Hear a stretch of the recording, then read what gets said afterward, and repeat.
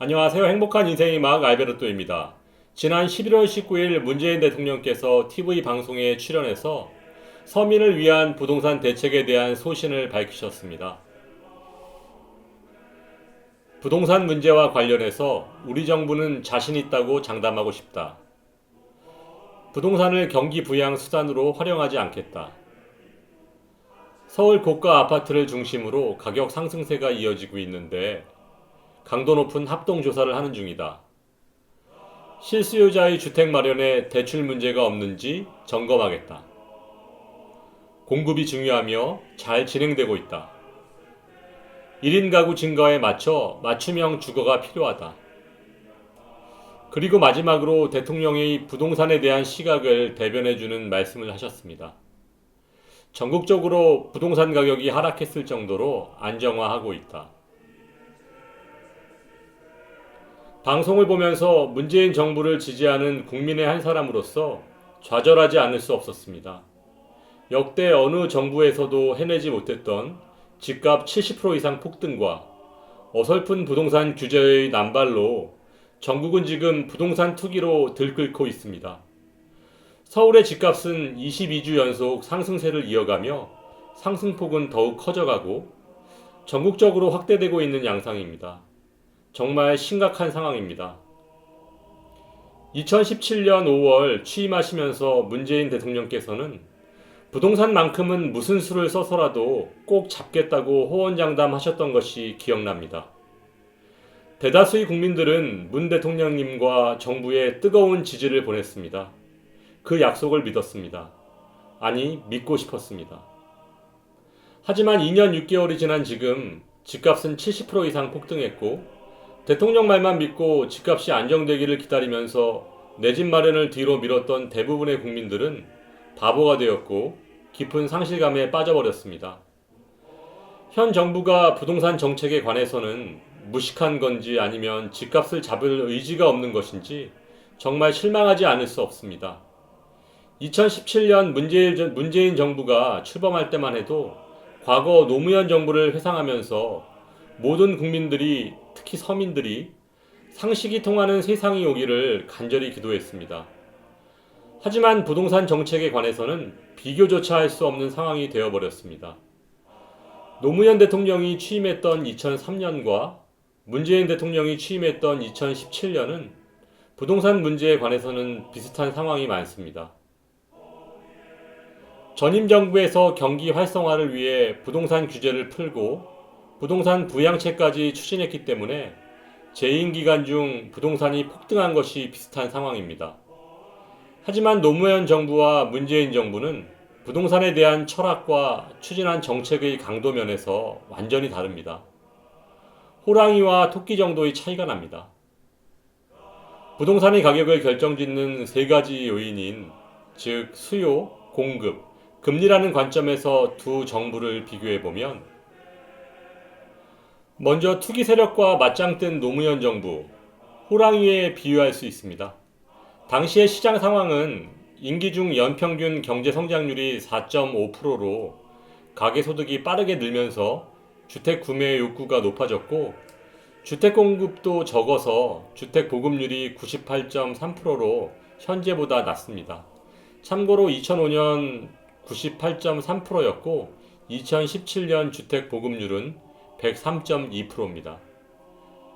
당시 기준금리는 3.25%에서 5%, 지금과는 비교할 수 없을 정도로 높았지만 집을 사야겠다는 부동산 투자에게는 상상을 초월할 정도였습니다. 즉 사회적 상황이 취임 초기부터 부동산과 정면으로 맞서야 하는 처지가 되고 만 거죠. 그래서 노무현 정부는 다음과 같은 부동산 규제 대책을 추진합니다. 첫 번째, 보유세와 양도세를 대폭 강화했습니다. 두 번째, 재건축 아파트의 초과 이익을 환수하는 등 개발이익 환수 장치를 추진했습니다. 세 번째로 대출 규제, LTV, DTI 비율을 낮췄습니다. 네 번째, 분양가 상한제를 묻지도 따지지도 않고 전국적으로 시행했습니다. 마지막으로 2기 신도시를 추진해서 공급을 확대했습니다. 판교, 동탄, 한강 신도시 등 수도권 10곳과 충청권 2곳, 이렇게 12곳을 지정했습니다. 추진할 수 있는 모든 정책 수단을 강도 높게 추진했음에도 불구하고 노무현 정부 마지막 해인 2007년이 돼서야 부동산 시장에 만연한 투기 심리를 간신히 진정시킬 수 있었습니다. 다음은 집값 잡을 생각이 전혀 없는 문재인 정부의 시장 상황을 살펴보면 하나도 무섭지 않은 귀여운 토끼에 비유할 수 있습니다. 첫 번째, 경제 성장률은 취임 첫 해 3.1%를 시작으로 2018년 2.7%, 올해는 간신히 2%를 넘길 것으로 예상됩니다. 이렇게 경제 성장률 급감으로 소득 격차는 더욱 커졌습니다. 주택보급률은 103.2%로 1인 1주택이 가능한 수치가 되었지만 다주택자가 폭발적으로 증가하면서 상위 1%가 소유한 주택 수가 2007년 3.2채에서 2017년 6.7채로 10년 만에 2배 늘어나는 상황이 되어버렸습니다. 따라서 현재 집값 폭등의 원인은 투기 때문인 것입니다. 금리는 초저금리를 유지하고 있습니다. 현재 1.25%죠. 하지만 기준 금리가 너무 낮다는 것은 경기가 그만큼 좋지 않다는 것이고 실소비자들의 경제적 여력이 어렵다는 뜻이니까 결코 좋은 것만은 아닙니다. 아무튼 이러한 조건들이 모두 집값 폭등으로 이어질 객관적인 조건은 아니었습니다. 만약 문재인 정부가 취임 초에 노무현 정부의 부동산 정책처럼 보유세를 인상하고 임대사업자에 대한 특혜를 전격적으로 철회했다면 서울 아파트 가격 폭등은 벌어지지 않았을 것입니다. 하지만 문재인 정부는 보유세를 인상하지도 않고 대출 규제에만 신경 쓰면서 오히려 임대사업자에 대한 특혜는 획기적으로 확대했습니다. 심지어 작년 여름 충격적인 부동산 폭등을 경험하고도 아직 정신을 차리지 못하고 분양가 상한제, 핀셋 규제라는 소리만 하고 있습니다. 또한 투기 심리를 잡아야 할 이 중요한 때에 조정지역 해제로 투기 심리에 불을 질러버렸습니다. 9.13 대책 이후 진정되는 듯했던 부동산 시장이 다시 꿈틀대는 것은 투기꾼들이 문재인 정부가 집값을 떨어뜨릴 의지가 없다고 판단했기 때문입니다. 집값을 취임 초기의 수준으로 되돌릴 의지가 없이 임시방편과 선거용 대책으로 일관하는 문재인 정부를 투기꾼들은 꿰뚫어보고 있는 것입니다. 또한 서울의 아파트 가격 폭등은 전 국민에게 상대적 박탈감을 안겼을 뿐 아니라 전 국민을 아파트 투기 시장으로 내몰아서 투기꾼으로 만들고 있습니다. 주위에서 잠깐 사이에 1, 2억을 벌었다고 난린데 솔깃하지 않을 사람이 어디 있겠습니까? 지금이라도 늦지 않았습니다.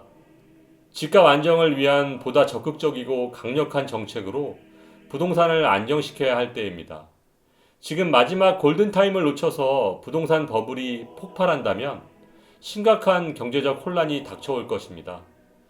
집값 안정을 위해서 정부가 할 수 있는 추가 대책을 한번 살펴보면 첫 번째로 분양가 상한제를 전국적으로 시행해야 됩니다. 분양가 상한제를 전국적으로 시행하면 풍선 효과를 차단할 수 있고 그러면 투자 심리가 악화되고 매도세가 증가하고 가격이 하락하고 그러면서 전국적으로 부동산 가격이 하락하면서 안정될 수 있습니다. 두 번째로 보유세, 재산세와 종부세를 인상해야 됩니다. 그래야 집을 투기의 수단으로 보는 사람들이 정신을 차릴 수 있습니다. 세 번째로 고가 1주택자의 혜택도 축소해야 됩니다. 네 번째로 재건축 연한을 40년으로 연장하고 임대 비율을 확대하면 재건축 아파트를 안정시킬 수 있습니다. 다섯 번째로 후순위 대출을 차단해야 됩니다. 전세가 있는데도 추가로 불법, 편법 대출을 해서 다시 부동산에 투기하는 악순환의 연결고리를 끊어야 됩니다. 여섯 번째로 주택 임대 사업을 폐지해야 됩니다. 일곱 번째로 다주택자에게 누진세를 부과해야 됩니다. 이렇게 아직 꺼내지도 않은 대책들이 많은데 정부에서 계속 소극적으로 대응한다면 집값 잡을 의지가 없다는 것으로밖에 볼 수 없습니다. 지금 이 시간에도 전국의 집값이 사재기와 투기로 몸살을 앓고 있습니다. 경실련과 참여연대와 같은 정부의 우호적인 단체에서조차도 정부의 부동산 정책이 100점 만점에 10점도 안 된다고 얘기하면서 그저 선거용 대책일 뿐이라고 평가하고 있습니다. 또한 그동안 집값 안정을 위해서 바른 말을 하던 부동산 전문가들조차도 정부의 무능함에 패닉 상태에 빠져 있는 상황입니다.